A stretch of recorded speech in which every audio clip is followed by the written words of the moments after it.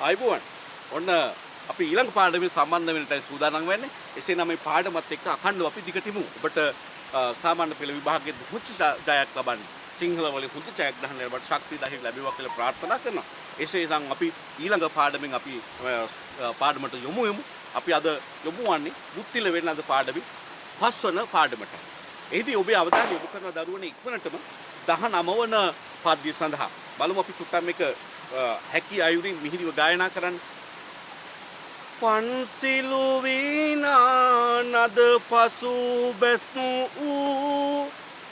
මන් පිනවන වෙන නදයෙන් තොස්මු නන්දන කැන්දුටුවද බිය සිස් වූ මින්රල වුත් ගං වෙරළට රැස්මු. අපිට හිතා ගන්න පුළුවන් මාළු ගං වෙරළට එකතු වුණා කියලා. හැබැයි බුද්ධිල කාව්‍ය රචනා කරන රචකයා අපිට එවැනි කතන්දරයක් අතිශෝක්ති අලංකාරයක් ගෙන එමින් අපිට හිතා ගන්න බැරි දියේ ඉන්න මාළු ගුඩට ඇවිල්ලා ගං වල එකතු වුණ බව තමයි සඳහන් කරන්නේ. බලන්න මෙහි තියෙන අපිට හිතා ගන්න බැරි දෙන්නේ කාව්‍ය කවියෙකුට මිසක් සාහිත්‍යකාරයෙකුට මිසක් සාහිත්‍ය රසවතෙකුට මිසක් මෙවැනි ආකල්පයක් මෙවැනි සංකල්පයක් මෙවැනි අදහසක් ඉදිරිපත් කරන්නට බෑ. මේවට අපි කියනවා කාව්‍ය සංකල්පන. බලන්නකො නේද? right. ඒ වගේම අපිට අඳුන ගන්න පුළුවන් දරුවනේ මේ පද්‍ය තුලත් මුල මැද අග එලි සමය එලි වැට ආරක්ෂා කළ තියෙන ආකාරය. මුලින්ම පාද හතරේ බැලුම් පං මන් නන් මින් බලන්න තාලි රකින්න විදියට මාත්‍රා දෙකින් දෙකට යොදාගෙන තියෙන ආකාරය. ඒ වගේම අපි මේ වගේ තැන් වලට කියනවා එලි සමය කියලා. ඒ වගේම අවසානයේ තියෙනවා බැස්සු තොස්සු සිස්සු රැස්සු අපි සඳහන් කරන එලි වැට කියලා. මේ කියන කාරණාවත් බලමු. පන්සිලු ඔබ හඳුනන මේ සාහිත්‍ය වංශ කතාවේ මෙතන සාහිත්‍ය තුල කතා වෙනවා. පන්සිලු කියලා කියන්නේ චක්‍ර භවනේ ඉන්න ඊටාම මේ හිසේ කුණ්ඩ පහක් දරාගෙන නැත්තම් ගැට ගහගෙන ඒවර සකස් කරගෙන ඉන්න කෙනෙක්. ඔහු තමයි වීණාවට අති දක්ෂම ශිල්පියා කියලා සඳහන් කරන්නේ. මෙන්න මේ ශිල්පියාගේ පවා වීණා නාදයේ පසුබස්වල තියෙන පරාජයට පත් කරලා තියෙනවා. කවුද? මේ අපි ගුත්තිල පණිතුමාගේ වීණා නාදේ. මන් පිනවන වෙන නදයෙන් තොස්සු මන් පිනවන සිත සතුටු කරන වෙන නදයෙන් වීණා නාදේ තොස්සු කියන සතුටටපත් වූ නන්දන කැන් දුටු වදබිය සිස්සු නොඑක් ජනතාව දුටුවත් ඔවුන්ගේ සිතේ තිබ බිය නැති වෙනවා. කාගේද මේ? මාළුවන්ගේ. මින් රලවුත් මින් රංචුව මාළු රංචුව ගං වෙලට රැස්සු. ඒගොල්ලෝ එකතු වෙලා ඉන්නවා මේ මිහිරි වීණා නාදය ඇසීම සඳහා දැකීම සඳහා කියන කාරණා. බලන්න මේ අවස්ථා සහ සිද්ධි නිරූපණය නේද? කතුවරයාගේ තියෙන හැකියාව දක්ෂතාවය. 20 වෙනි පද්‍යයට ඔබේ අවධානය යොමු කරමු අපි වෙනවා. මම මේ ඉක්මනට කියාගෙන යන්නම් ඔබත් එක්ක මේ නේද බොහොම මිහිරිව ගයන ඔබ උත්සාහ කරන්න. වර වෙන නද අසමින් සිත සතෝසිනි සරහැර සියොතුන් පියපත් විදමිනි පුරාඹර වසමින් සිටි රංග කුම්වැනි සුරසෙනගට සුරසුන් පැන ඌවැනි. බලන්නනේ අපූර්ව කාව්‍ය භාවිතයක් අපිට මේ සඳහන් වෙන්නේ. වර වෙන නද අසමින් සිත සතුටු. වර ඊතා උසස් ඊතා මිහිරි ඊතා වටිනා වෙන නද අසමින් සිත සතුටු. දැන් සිත සන්තෝෂයටපත් වෙලා මේ උතුම් මිහිරි රසවත් වීණා නාදය අසාගෙන සිටින නිසා සරහැර පියාපත් ගසන්නේ නැතිව ඉගිලෙන්නේ නැතිව පියාඹන්නේ නැතිව සියොතුන් අපේ කුරුල්ලන් පක්ෂීන් පියපත් විදමිනි පියාපත් දෙක විදහාගෙන පුරාඹර වසමින් පුරාඹර සංදි වචන භාවිතා කළ තන පුරයි අහස වසමින් මේකලු නිරන්තරයෙන්ම ඉන්න මේ ශක්‍රියාර්ථයෙන් සිටි රංග කුම්වැනි අන්න සිටි ආකාරයේ කුමක් වැනිද උපමාවක් භාවිතා කරන්නටයි හදන්නේ. සුරසෙනගට මේ දිව්‍ය පිරිසට සුරසුන් සුර ආසන උසස් ආසන දිව්‍ය ආසන පැන ඌවෙන් අන්න බලන්න උපමාවක් භාවිතා කරලා තියෙන ආකාරය නේද? හරිම රමණීයයි ලස්සනයි. මේවා ඔබට සාහිත්‍ය රස විඳින්න සඳහන් කරන්න පුළුවන්. එසේනම් අපි අවධානය යොමු කරමු 21 වෙනි පද්‍යයට. 21 වෙනි පද්‍ය සඳහන් වෙන්නේ මෙන්න මේ ආකාරයට. යෝදා සවන් වෙන නද රස සුලභව නදා එකඟ සිත් වත නොම සකෝ බව සදා කුලය නොහැරම එන අසුභව එදා ගියේ රිලවුන් සංසල බව. ඔන්න බලන්න රිලවුන්ගේ සාමාන්‍ය ගති ස්වභාවය. හැමදාම වුන් දඟල ඉන්නේ එක තැනක එක විදිහකට ඉන්න බෑනේ. අර සංසල බව සෙලවෙන ගතිය වුන්ගෙන් එදා නැති වුණාලු. යොදා සවන් සවන්ගේ මනස සවන මත තමන්ගේ කන් ඊටම යොමු කරලා වෙන නද රස සුලභව රස අඩුවක් නැතිව සුලභව අඩුවක් නැතුව දැන් දුලභ කියන වචනේ විරුද්ධාර්ථ සුලභව අඩුවක් නැතිව මේ නිරන්තරයෙන් මෙන්න මේ කියන්නේ නදා එකඟ සිත එකඟ කරගෙන මේ නාදයට සිත එකඟ කරගෙන නොම සකෝ බව කැළඹිලි ස්වභාවයක් නැතුව සකෝ බව කියන්නේ කැළඹිල්ලක් නැතිව සදා කුලයෙන් තමන්ගේ පරම්පරාවෙන් තමන්ට ලැබෙන කුලයට ලැබිලා තියෙන දේ තමයි ඒ අසුබ වර දැඟලිලි ස්වභාවය. එදා ගියේ රිලවුන් සංසල බව. ඔන්න මේ දිනේ මේ අවස්ථාවේ රිලවුන් කිසිම මේ මිහිරි වීණා නාද නිසා වුන් තමන්ගේ පරම්පරාවෙන් එන ඒ දැඟලිලි ස්වභාවය අතහැරලා සිටි බවයි සඳහන් වෙන්නේ. හොඳයි මේ තුලත් සඳහන් වෙනවා අතිශෝක්ති අලංකාරය. අපි යමු 22 වෙනි පාඩ්‍ය සඳහන්. මෙහෙත් සඳහන් වෙනවා දරුවනේ අතිශෝක්ති අලංකාරය.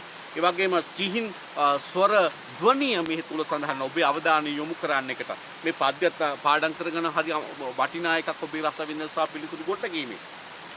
එමා සත්තු වෙන නද අසමානය සමානෝ වෙති කෝලෝ උපමානය තමානාද මීරයි යන මානය දමයින් බින්දු අවමානය බලන්න අපූර්ව පද්‍ය සංකල්පනාවක් මේ තුල සඳහන් වෙන්නේ. මේ සඳහන් වෙනවා කෝකිලයා ගැන. කෝකිලයා තමයි පක්ෂි ඉතිහාසයේ නැත්නම් පක්ෂි සමූහයන්ගෙන් බලනකොට ඊටාම මිහිරි හඬක් තියෙන නාදයක් තියෙන පක්ෂයා විදිහින් සඳහන් කරන්නේ. ඒ වගේම මෙතන කියනවා මුලින් එමා සමා තමා දමා බලන්න එලි සමය ආරක්ෂා කරලා තියෙන විදිහ. ඒ වගේම අවසානට බලන්න අසමානය තුල මානය පාද හතරෙම ඒ ආකාරයට භාවිතා කරලා තියෙනවා. එලි වැට ආරක්ෂා කරමින් ශබ්ද රසය ඇති කරන්නට මේ කතුවරයා උත්සාහගෙන තියෙන ආකාරය කතුවරයාගේ ප්‍රතිභාව මොනවට පැහැදිලි වෙනවා ඒ තුලින්. එමා සත්තු වෙන නද අසමානය මේ මහා බෝසතාණන් වහන්සේගේ වීණා නාදය අසමානයි. සමාන කරන්නට බෑ. කෝලංගේ හඬට එය සමාන කරන්න බෑ. කෝල් හඬ පවා පරාජයට පත් වෙනා මේ මිහිරි වීණා නාදය.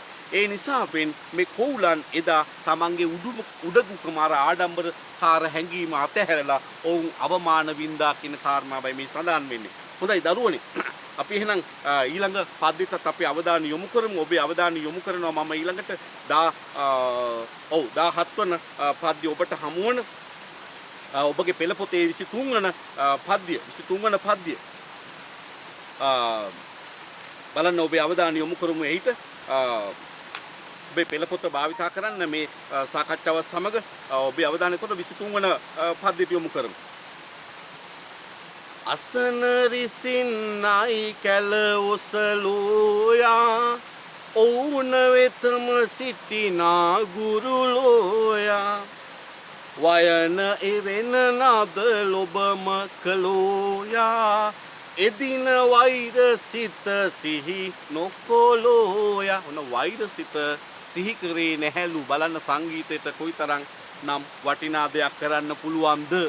මේ තමන්ගේ සතුරු බව තමන්ගේ හතුරුකම අතහැරලා ඉන්න පුළුවන් මේ සත්ව ලෝකෙට පුළුවන් නම් අපිට ආදර්ශකුත් සඳහන් වෙනවා මේ මානව සමාජයට නේද? ඒ වගේම මෙතන බලන්නකො මේ අවසානයේ මේ පද්‍යයේ ඔසලෝයා ඒ වගේම දෙවන පාදෙත් යා. ඒ කියන්නේ දීර්ඝාක්ෂර භාවිතා කරලා තියෙනවා කතුවරයා මෙහිදී. අපිට කියන්න හදන්නේ මේ ලෝකේ මැව්ව ආකාරයක් ගැන. ලෝකේ මැව්ව ආකාරයක් ගැන අපි දන්නවා මේ නයි කැල නයි සඳහන් වෙන්නේ අපිට මේ Hindu සංස්කෘතිය තුල. අපි දන්නවා ලෝකයේ මැව්ව මහා බ්‍රහ්මයාගේ බෙල්ලේ ඉන්නේ නාගයෙක්නේ නේ. බෙල්ලේ ඉන්නේ නාගයෙක්නේ. ඒ වගේම මේ මෙතන සඳහන් වෙන ගුරුල සඳහන් අපිට හඳුනා ගන්න පුළුවන් මේ උකුසු පක්ෂි වර්ගයාගේ ඊට වඩා විශාල පක්ෂියෙක්. එතකොට මේ නයා සහ ගුරුලා අතර තියෙන ජම්මාන්තර වෛරයක් තරහක්. හැබැයි මේ දවසේ මේ සංගීතයේ තියෙන උත්තම භාවය නිසා උසස් භාවය නිසා ඔවුන්ගේ සිත ඒ වෛර සිත නැති වුණ බවයි සඳහන් වෙන්නේ. මේ අදහස ඔබට පහසුවෙන් හඳුනා ගන්නට පුළුවන්. මේ ඒ වගේම අපි එහෙනම් අවධානය යොමු කරමු 24 වෙනි පද්‍යයට. අපි 23 පද්‍ය බොහොම සරලයි වචන ඔබට අපහසුයක් නැහැ අඳුන ගන්නට. අපි 24ට යමු ඔබේ අවධානය යොමු කරන්නේට එහිත් අපූර්ව කතන්දරයක් කියවෙනවා. බලමු අපි. බැඳී දන මන වැයූ මෙහි ඇඳුරෝයා විඳි සත් සර වෙන සර මදුරෝයා රැඳි සතොසින් සැන හුණු ඉඳුරෝයා වැඳි දන සිරිගත් තුය කිඳුරෝයා මොකද්ද මේ පද්‍යයෙන් කියවෙන අදහස? ජනයාගේ සිත ඇදගත්තා වූ මේ වාදනේ වාදනයේ ගුරුන්නු මිහිරි සප්ත ස්වරයෙන් වැයෙන වීණානාදය විඳ සතුටු වීමෙන් සංවර වූ ඉඳුරන්. දන්නවද සංවර වන ඉඳුරන් අපේ නේ ඇස කන දිව නාසය සිත මේ වගේ දේවල් නේ මේ ඉඳුරන් සංවර වෙලා මෙන්න මේ නිසාවෙන් කිඳුරෝ එදා වන්දි බට්ටයන් වූ ස්වභාවයයි මේ කියවෙන්නේ. කිඳුරන් වන්දි බට්ටයන් අපි දන්නවනේ තමන්ගේ මේ අනිකු වන්දි බට්ටයන් කියලා කියන්නේ කෙනෙකුට තමන්ගේ බැල මෙහෙවරකම් කරමින් ඔවුන් යටතේ ඉන්න සේවකයෙක් හා සමාන වන්දි බට්ටයන් කියන්නේ අපි අන්නේ එහෙමනේ නේ වැඩි ජනතාව මේ වැඩි ධන සිරිගත්තුය කිඳුරුය වන්දි බට්ටයන් උනාලු ඒ ආකාරයේ අවස්ථාවේ අවශ්‍ය කටයුතු සපයමින් සිටි ආකාරයයි මේ කියවෙන්නේ. කිඳුරන් පවා මේ අවස්ථාවට සූදානම් වූ අපූර්ව තමයි මේ සඳහන් වෙන්නේ. බලන්න කොයිතරම් සුන්දර දෙහිනන්නේ පුත්තිල වෙනඳ පාඩම ඉතා මිහිරි රස වැහෙන රස ඌජාවක් ගලාගෙන එන ඉතා සිත මනස සතුටු කරන අපිට හරියට නිදංගත රෝගයකට දෙන ඖෂධයක් හා සමානව ඉතාම මිහිරි වටිනා පද්‍ය සංග්‍රහයක් අපි විදිහට මේක අඳුනා ගන්නට පුළුවන්. මේක අපිට ඇත්තටම මේ සත්‍ය ස්වභාවය සැබෑ අත්දැකීමක් අපිට ගෙනෙන ආකාරයක් තමයි අපිට කියන්නේ සජීවී දර්ශන සජීවී චිත්ත රූපම වෙන ආකාරයට තමයි අපිට මේක හිතා ගන්නට පුළුවන් වෙන්නේ. මේ නිසාවෙන් අපිට හිතන්න පුළුවන් දරුවනේ බුත්තිල වෙන නද සැබෑ සිද්ධියක් සැබෑ අවස්ථාවක් විදිහට බලන්න එකනේ අපිට මැවෙන කාව්‍ය සංකල්පනාව ඒ අදහස් ඒ සිතුවිලි එසේනම් දරුවනේ අපි මේ පාඩම සමුගන්නටයි උත්සාහ කරන්නේ. අපිට කාලය ලැබිලා තිබෙන්නේ. ඔබට දෙනවා මේ පාඩම අවසන් වලට මෙන්න මේ පෑනේ. බලන්න පිළිතුරු ලියන්න පුළුවන් වේද. ගොනු කරන්න ඔබේ කරුණ ඔබේ කාරණා. වීණා වාදනී මීරියාව ධ්වනිතාර්ථවත් වන්නේ අවට රැසුවන්ගේ ස්වභාවය වර්ණනා කිරීමෙනි. මිහිරි වීණානාදයේ ධ්වනිතාර්ථවත් වන්නේ අපිට වඩා හොඳින් පැහැදිලි වන්නේ අවට රැසුවන්ගේ ස්වභාවය වර්ණනා කිරීමෙන්. සුදුසු නිදසුන් ගැන පැහැදිලි කරන්නකෝ බලන්න. රයිට්. අපි එහෙනම් නැවතත් මෙවැනිම සුන්දර පාඩමකින් හමු වෙන බලාපොරොත්තුෙන් අදට සමු ගන්නවා. ඔබට ජය වේවා.